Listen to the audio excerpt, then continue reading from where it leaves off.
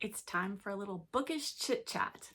I didn't really have a video planned for this week and thought I would instead just come on here and talk a little bit about all of the books that I'm currently in the middle of. So grab your hot beverage of choice and we'll dive right in.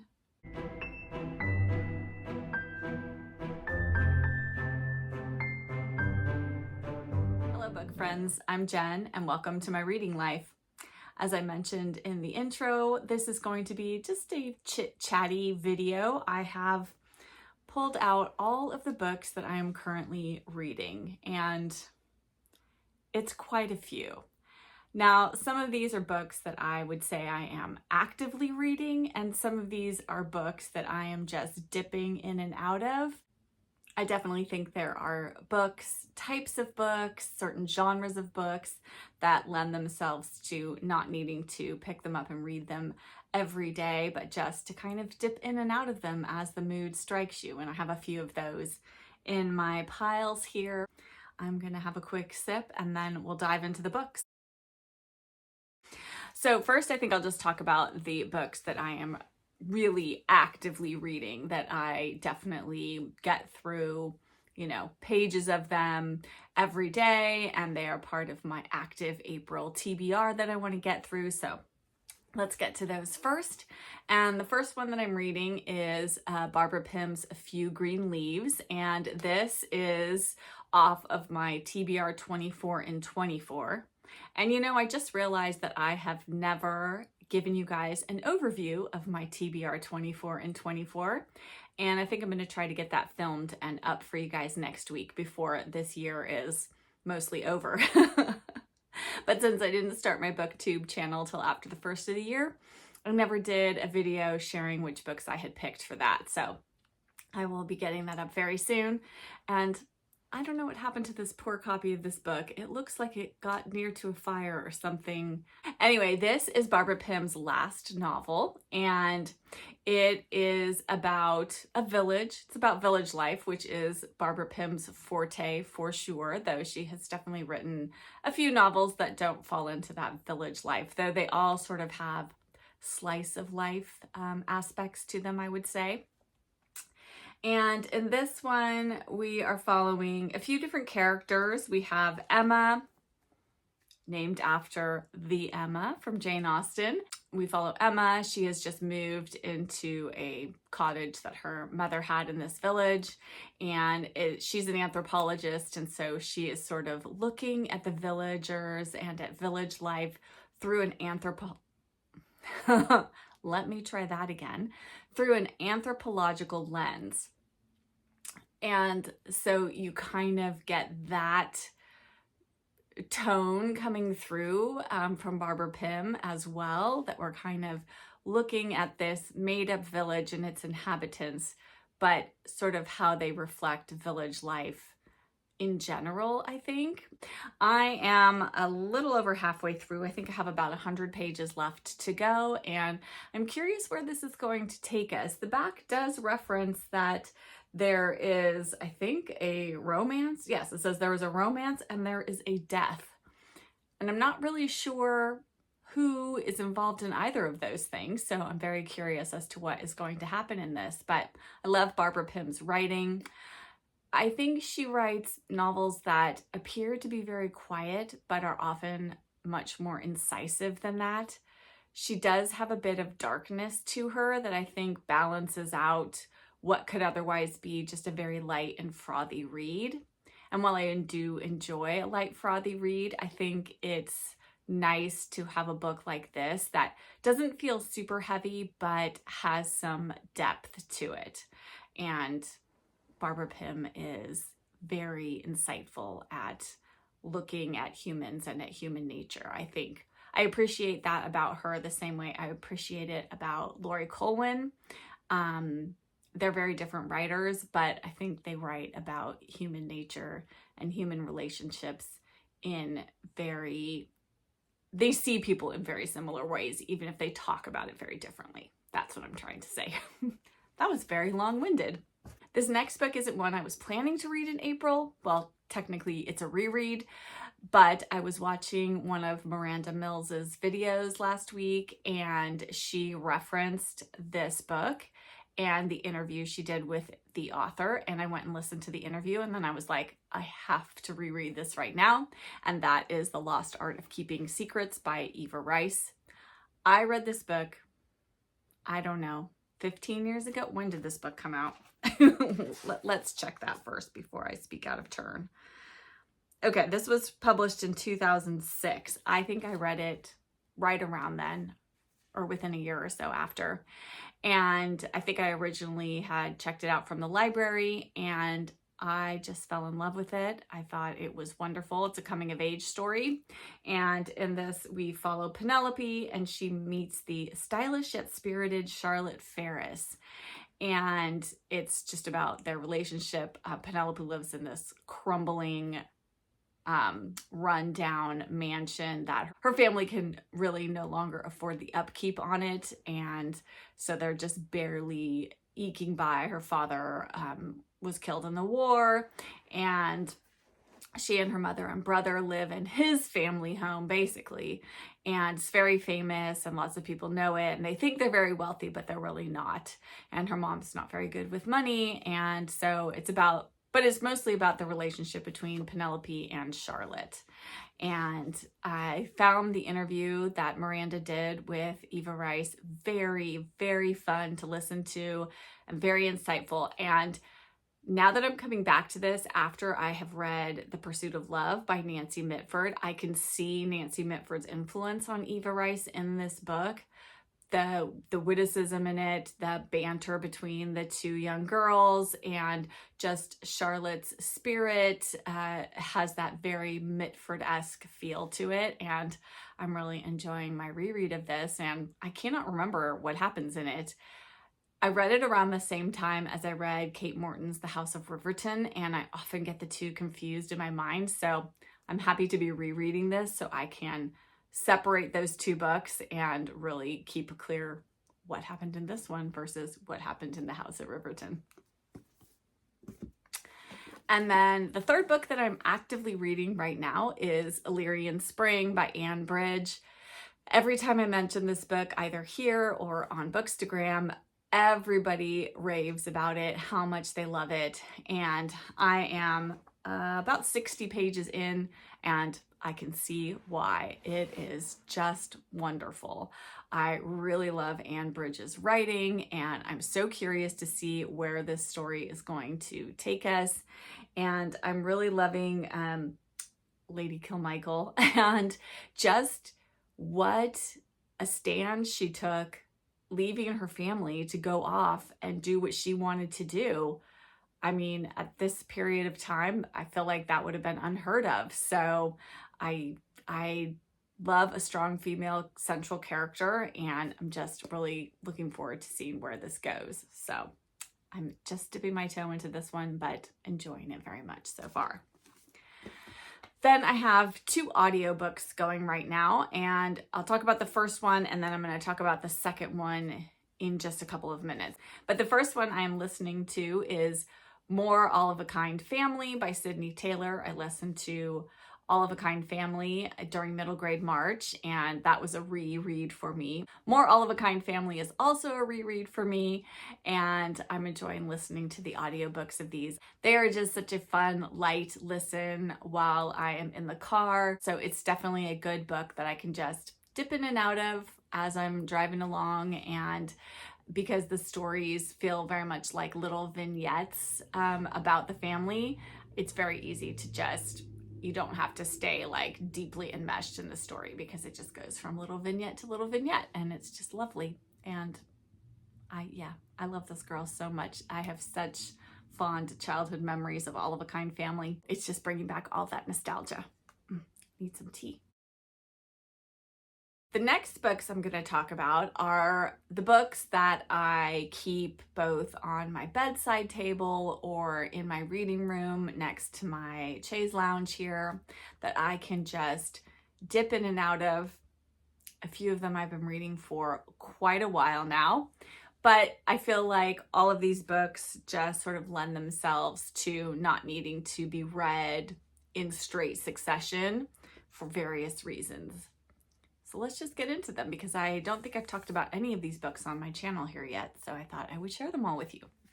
The first book, and I have been reading this, I can't even tell you how long I've been reading this book. I think I've been reading it off and on for years and years and years. And that is 14,000 Things to Be Happy About. This is by Barbara Ann Kipfer. And this is literally just a book of lists of things that might make you happy. So, like this page says, apple pie time, the fuzz on tennis balls, the honest simplicity of breakfast, cheese samples. Oh yes, cheese samples for sure. I love cheese samples. So I have been just, dipping in and out of this when I feel like I need to think about some happy things. And I forget exactly where I heard about this, but somebody else was reading this book and they mentioned that they were highlighting the things that really stood out to them. And I was like, oh, that's really a good idea. So I started to do that. And I'm just trying to find if there's a good page where I have a number of things marked. Here's a good one. So I just took a little pencil mark and kind of marked next to the items that I really sort of called out to me and I felt were really lovely. And then for things that I really, really liked, I put a little heart next to them. So I just thought that would be a lovely way when, after I have finished this book, to go back and just open it up to a random page and kind of look through the things that really stood out to me when I read it the first time. I'm here, so I have this much left to read, which is still, this book is 612 pages long and I am on page 412. So I have 200 pages left to go in this. And I decided this month that I would just try to finally finish this up because I've been reading it for so long. I did a little math on a calculator, like all English majors do. And I figured out that if I did 10 pages a day, by the end of this month, I'll be finished with this. So that is what I'm doing. And I'm actually really enjoying it. I sit down in the afternoon for just a few minutes, usually while I'm having a quick little snack or cup of tea, and go through my 10 pages. And it's just lovely. It's lovely to think about things that make you happy. What's not to like about that? My next book is Jacob's Room is Full of Books by Susan Hill. This is the sequel to Howard's End is on the Landing, which I read last year and absolutely loved. And this one actually takes us through a year of reading where every chapter is a month of the year. And she talks about her reading in that month.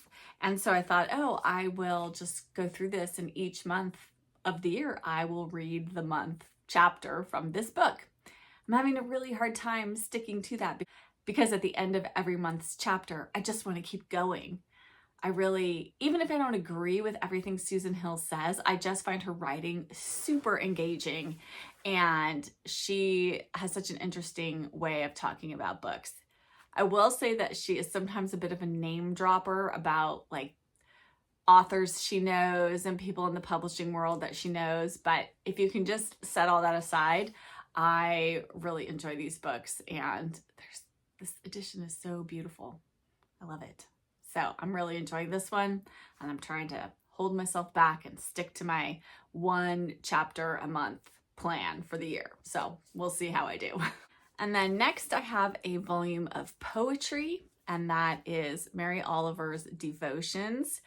I have just recently become a huge Mary Oliver fan, and I will occasionally see videos of her pop up on Instagram where she's reading her poems. And if you've never heard her read her poems before, I highly recommend seeking them out because she reads them in a way that makes them even more beautiful than when they are written on the page. But Devotions is actually the final compilation of poetry that Mary Oliver put together before her death. And she was involved in selecting all the poems from all her different volumes of poetry throughout the years that she had written. And so it's broken down into sections based on each of the different volumes of poetry that she wrote. And there are selected poems, I think the things that she really loved from each volume. So you're getting sort of her curated poetry in this collection, which I really appreciate. And I've just been slowly reading this. I maybe pick it up a few times a week, read 3 or 4 poems from it, and I've marked so many poems in here that I love. It's just been a delight, and I can't wait to read more Mary Oliver. I have her collection of essays called Upstream, and I would really love to read that after I finish her poetry, which I am thoroughly enjoying. And then next is another book, which I'm dipping in and out of, which I think I've mentioned, but I'm not sure if I have shown it on here, and it's a hefty one, and that is Letters of E.B. White. And I borrowed this book from my mom because during middle grade March, as I have mentioned, I read Some Writer, which is a middle grade biography of E.B. White, and it just took me down an E.B. White rabbit hole, which I am still going down. And my mom said she had this book and let me borrow it, and it is just a collection of all of his letters throughout the years, and it is chunky, but I'm just kind of taking my time with it. Again, I pick it up a few times a week and I read a few of the letters. I'm enjoying this one very much, and yeah, just looking forward to making my way through it over however long it takes me. I don't feel like there's any rush to get through things like poetry or essay collections, or in this case, the letter collections. I feel like there's no rush to get through them. I'm just going to savor them and enjoy them, because reading should be enjoyable and you should do it how you want, right? Next is a book I think I mentioned in my April TBR. I'm not really participating in Alcott April, but I had heard about it. And when I was doing one of my previous tag videos, that's where I mentioned this book, was in a tag video. And that is Louisa May Alcott's fairy tales and fantasy stories. And I picked this up when I went to Orchard House, like, I don't know, 21 years ago, I think it was, when I went there. And I've never read this. I don't know that I'm going to read this in its entirety, but I thought I would just maybe pick a few stories to read. If any of you have read any of Louisa May Alcott's fairy tales or fantasy stories, and you have one that you've enjoyed, please let me know and I will look and see if it's in here, because I don't really know where to start. I might do a little researching on that and see if there are recommendations for which of her stories are, people have enjoyed the most. I might just dip in and out of this, whatever titles catch my fancy, and try a few of them and see what I think. So working on this one as well. I've read the first story, which I think is just kind of an introduction to her flower fables, which she wrote a bunch of. That's not very long, but I did read that. That's as far as I've gotten so far this month. Okay, and then the next book I am reading is a classic, and that is Middlemarch by George Eliot. And I have been working on this since December. My friend Melissa told me about Benjamin McAvoy's YouTube channel, where he has talked about how to read Middlemarch, and he recommended reading it in its serialized format, like when the serial versions came out throughout the year. So book 1 came out in December, and then the second book came out in February, the third book came out in April, and so on and so forth, and you finish it up in the fall. And I have been following along with that reading schedule. And so I'm currently in the middle of book 3. I am enjoying Middlemarch so very much. I am mostly listening to the audiobook read by Juliet Stevenson, which is absolutely fantastic. And I've been listening to it on my morning walks. It is definitely inspiring me to get out and walk, because I want to keep reading more, and that's the best kind of audiobook for me, is when I just want to go take my walk because I want to read my audiobook, because sometimes I'm just lazy and I won't get out and walk if I don't have something really good to listen to, and Middlemarch has been just wonderful. And then usually after I listen to a section, I will go back in and then I will annotate things that I find that really speak out to me, and I need to go through and put my page tabs on here because I haven't done that yet. But I've been going through and underlining and making notes in the margins, and it's just been such an enjoyable reading experience so far, and I'll be finished with it much later this year, and then I will do a wrap-up video. I may just do a dedicated video to talking about Middlemarch because I feel like it will have been quite the project by then. Yes, this has been just such a lovely introduction to George Eliot. I haven't read any other George Eliot. I'm definitely going to read more of her after I finish Middlemarch this year. And if you have a recommendation for what to read after Middlemarch, I would love to hear that. And I will link Benjamin's video about Middlemarch in the description box below, so if you want to check that out. And I will also list the serialized release dates for all of the books in the description box as well. So if you're interested in reading Middlemarch at any point, you can make note of that. I just have it saved on the notes of my phone, and so I just kind of keep track of it that way as to when I should start each section of the book. Last but not least, I have a few books I picked up from the library. And the first one is a graphic novel that I heard Krista from Books and Jams talk about. She read during middle grade March, and that is The Secret Garden on 81st Street. This is by Ivy Noel Weir. And Krista did mention that this stays completely true to the original story, The Secret Garden, only it is set in modern day. And I picked it up from the library, and then I had a few minutes to kill before I needed to pick my son up from school, and so I just dove right into it, and I completely see how it is following right along with The Secret Garden, and I am really enjoying it so far. I'm not very far in, but I don't think it's going to take me very long to read, and I think the illustrations are lovely. Yeah, so looking forward to this. It's been a few years since I've read The Secret Garden, but I've read it and seen the movies, and so it's one of those stories that I feel like is just in our collective unconscious, so it'll just be fun to read this modern retelling. And then the last two books were inspired by Miriam at Miriam Elizabeth Reads. She was talking about reading Tennyson and how she has been reading him, and he's become one of her favorite poets. And I just realized I hadn't read much Tennyson, or if I have, I don't remember it. I probably read a bunch in college, but I decided to check a couple of books out from the library and just dip my toes into some Tennyson this month. And so first I got this lovely little illustrated The Lady of Shalott, and it's really beautiful.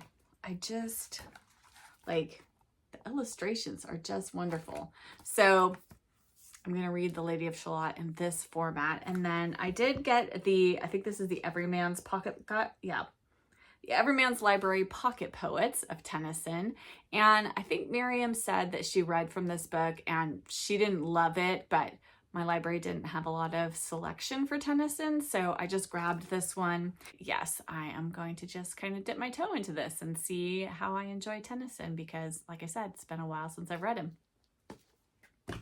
Okay, that was a very long, very chatty video, much more than I expected it to be, especially for just completely winging this and not planning it really at all.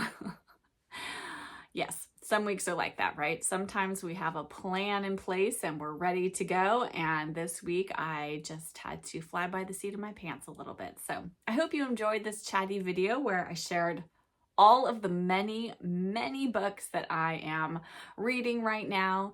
I would love to hear from you in the comments, how you read, what books you're currently reading. Have you read any of the books that I mentioned today? Let's just talk about whatever you want to talk about that's bookish in the comments. And as always, if you could give this video a like and subscribe if you aren't already subscribed. And I will be back with another video very soon. Bye.